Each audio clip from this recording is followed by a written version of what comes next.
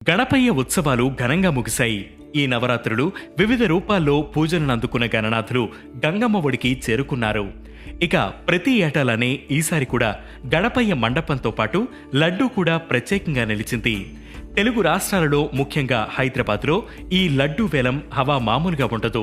ఈసారి బాలాపూర్ గణేష్ లడ్డూ 30,00,000 రూపాయలకు పలికింది. ఇక బండ్లగూడకు చెందిన రిచ్మండ్ విల్లాస్లో వినాయక లడ్డూ అయితే 1,87,00,000 రూపాయలు పలికింది. మరి ఇలా కళ్ళు చెదిరే ధరలకు లడ్డూని వేలం వేసే సంస్కృతి ఎప్పుడు మొదలైందో మీకు తెలుసా?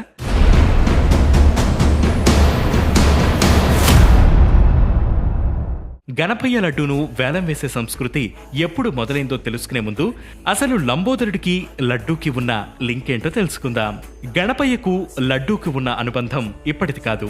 పురాణాల ప్రకారం ఓసారి సప్తఋషుల్లో ఒకరైన అత్రి మహాముని ఆయన సతీమణి గణపయ్యను గృహప్రవేశానికి ఆహ్వానించారట.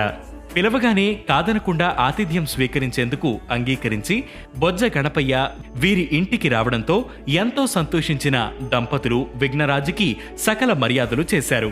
మునిపత్ని అనసూయాదేవి వినాయకుడికి షడ్రుచులతో కూడిన వంటలను తయారు చేసింది. వాటన్నిటినీ చకచకా లాగించేసిన గణపయ్యకు తృప్తి కలగలేదట. అప్పుడు చివరకు అనసూయాదేవి మొదకాలతో పాటు లడ్డూను తయారు చేసి ఇచ్చింది. ఇన్ని వంటకాలు ఆరగించిన వినాయకుడికి కలగని తృప్తి ఒక్క లడ్డూతో కలిగింది. ఆ లడ్డూను ఆస్వాదించిన గణపయ్య అనసూయాదేవి ఆతిథ్యానికి మెచ్చి ఋషి దంపతులను ఆశీర్వదించాడు. ఇక అలా అప్పటి నుంచి గణపయ్యను ప్రసన్నుండి చేయడానికి ఆయన లడ్డూను నైవేద్యంగా పెట్టే సాంప్రదాయం మొదలైంది.